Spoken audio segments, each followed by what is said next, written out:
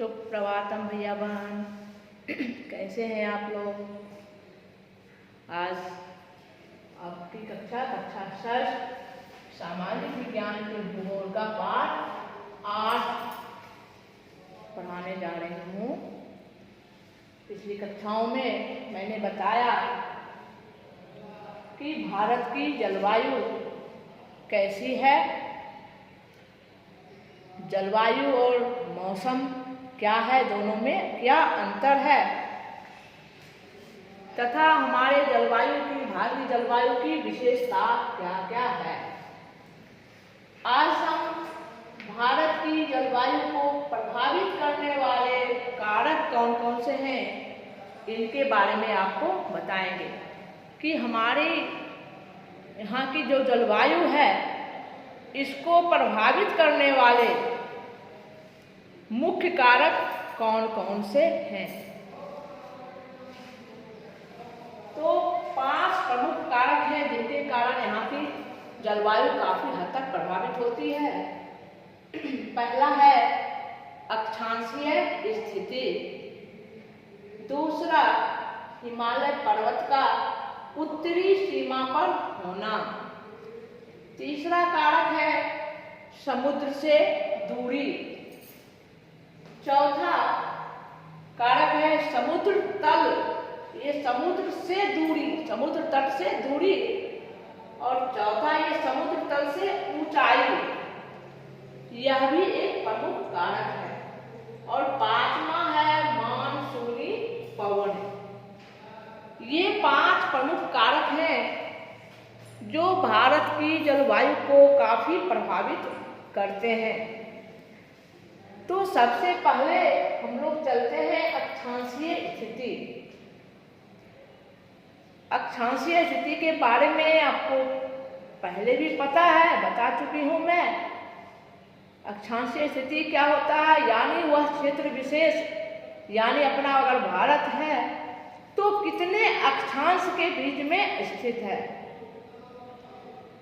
हम लोग जानते हैं कि अपना देश भारत जो है पूर्णतः उत्तरी गोलार्ध में स्थित है, यानी भूमध्य रेखा से ऊपर हमारा देश क्या है, उत्तरी गोलार्ध में पड़ता है। और हमारे देश के लगभग बीचों बीच से होकर कर्क रेखा, यानी 23.5 डिग्री उत्तरी अक्षांश जो है, उत्तरी अक्षांश कर्क रेखा, वह हमारे देश के बीचों बीच से होकर गुजरती है। इस कारण भारत का उत्तरी भाग जो है वह पंजाब, हरियाणा, उत्तर प्रदेश, उत्तराखंड, बिहार, हिमाचल प्रदेश और जम्मू कश्मीर, ये शीत ऋतु में काफी ठंड, जाड़े के दिनों में काफी ठंड और गर्मी के दिनों में काफी गर्म जलवायु यहाँ बनी रहती है। दक्षिणी भाग जो हुआ भारत का, वह तमिलनाडु, केरल वगैरह, यह भूमध्य रेखा के नजदीक पड़ता है। भारत का दक्षिणी भाग, दक्षिणी सिरा जो हुआ, वह भूमध्य रेखा के नजदीक पड़ता है। इस कारण दक्षिणी भाग जो है पूरे वर्ष भर वह वहाँ गर्म जलवायु बनी रहती है। यह किस कारण हुआ, हमारी अक्षांशीय स्थिति, यानी कर्क रेखा के लगभग बीचों बीच से गुजरने के कारण यहाँ पंजाब, हरियाणा, हिमाचल प्रदेश, बिहार, झारखंड इत्यादि में क्या बनी रहती है, जाड़े में काफी गर्म ठंड है और गर्मी में काफी गर्म जलवायु बनी रहती है सालों भर। वहीं दक्षिणी सिरा भूमध्य रेखा के नजदीक होने के कारण यह सालों भर गर्म बने रहते हैं। दूसरा हमारा प्रमुख कारक है हिमालय पर्वत का उत्तरी सीमा पर होना। इसकी चर्चा मैं पहले भी कर चुकी हूँ कि हमारा पर्वत राज हिमालय जो है उत्तरी सीमा पर खड़ा, वह केवल प्रहरी का काम ही नहीं करता है, वह केवल दुश्मनों से हमारी रक्षा ही नहीं करता है, एक दीवार दुश्मन के बीच ही बनकर नहीं खड़ा है, बल्कि यह मध्य एशिया से आने वाली ठंडी हवाओं को भी अपने देश में आने से रोकता है। अन्यथा अगर यह पर्वतराज हिमालय हमारी उत्तरी सीमा पर ना होता तो यहाँ की जलवायु कुछ और होती। यह भी बिल्कुल ठंड प्रदेश, ठंडी जलवायु वाला देश होता। इस साथ ही साथ यह मानसूनी पवन जो उठती है बंगाल की खाड़ी से आने वाली मानसूनी पवनों को, बादल को बाहर जाने से रोकता है, अपने देश में ही रोक लेता है और यहाँ भरपूर वर्षा कराता है। तो हिमालय पर्वत का उत्तरी सीमा पर होना भी हमारे देश की जलवायु को प्रभावित करने वाला एक प्रमुख कारक है। इसके बाद तीसरा पॉइंट है समुद्र से दूरी। अब समुद्र से दूरी, कोई स्थान समुद्र से कितनी दूरी पर अवस्थित है, समुद्र के किनारे से उसकी दूरी कितनी है, यह भी उस स्थान की जलवायु को प्रभावित करता है। आपके घर के कोई जो रहते होंगे मुंबई, कोलकाता, चेन्नई वगैरह समुद्री किनारे वाले शहरों में, महानगरों में, तो उनसे आपको पता लगेगा कि वो कहते होंगे कि उनके यहाँ काफ़ी गर्मी कभी नहीं पड़ती है। थोड़ी गर्म ज़्यादा हुई गर्मी कि बारिश हो गई।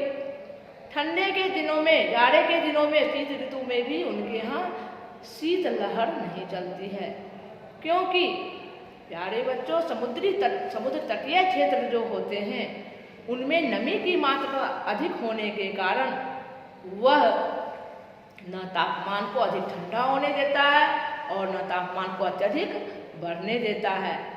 जबकि मध्य भाग जो समुद्र तट से दूर हैं उन इलाकों में गर्मी के दिनों में अत्यधिक गर्मी और शीत ऋतु में अत्यधिक ठंड पड़ती है, जिस कारण वहाँ की जलवायु विषम या उग्र जलवायु होती है। जबकि समुद्र तटीय क्षेत्रों में की जलवायु सम जलवायु रहती है। तो यह हो गया समुद्र से दूरी, यानी समुद्र से दूरी भी अपने देश की जलवायु को प्रभावित करती है। अब चौथा पॉइंट है समुद्र तल से ऊंचाई। कि समुद्र तल, आप जानते हैं कि पूरी दुनिया के जितने सागर महासागर हैं, सारे संसार के सारे सागर महासागर सब आपस में मिले हुए हैं और जल अपना तल स्वयं ढूंढ लेता है। आपको पता है कि सी लेवल, तो सारे जब ऊंचाई, किसी स्थान की ऊंचाई की माप होती है तो समुद्र तल से ही उसकी ऊंचाई मापी जाती है। तो समुद्र तल, यहाँ पर वह शब्द है समुद्र तल से ऊंचाई। तो समुद्र तल से कोई भी स्थान समुद्र तल से कितना ऊंचा है, इस पर भी उस स्थान की जलवायु निर्भर करती है।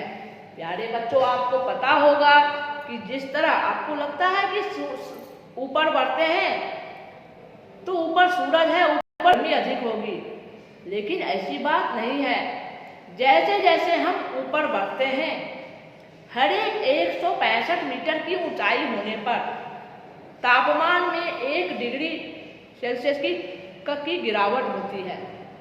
1 डिग्री सेंटीग्रेड तापमान की कमी आ जाती है हर एक 165 मीटर की ऊंचाई पर। तो यानी समुद्र तल से जो स्थान जितना ऊंचाई पर बसा हुआ है, वहाँ की जलवायु समुद्र तल से जो कम ऊंचाई पर है उनकी वनस्पत ठंडा होगा। यानी अधिक ऊंचे स्थल पर बसे हुए जगह की जलवायु कुछ अलग होगी, जबकि उसी अक्षांश पर बसे हुआ समुद्र तल से उनकी ऊंचाई अगर कम है तो उनकी वहाँ का जलवायु कुछ अलग होगी, उनके तापमान में अंतर होगा। तापमान पहाड़ी क्षेत्रों पर, पर्वतीय स्थल पर उनके तापमान कम होते हैं, जबकि वहाँ पहाड़ की घाटियों में वहाँ का तापमान अधिक होता है। तो यह भी एक प्रमुख कारक है हमारे जलवायु को प्रभावित करने का। और चौथा कारक है हमारे मानसूनी पवनें। भारत में मध्य जून से लेकर जैसे ही मई बीतता है, जून से हमारे यहाँ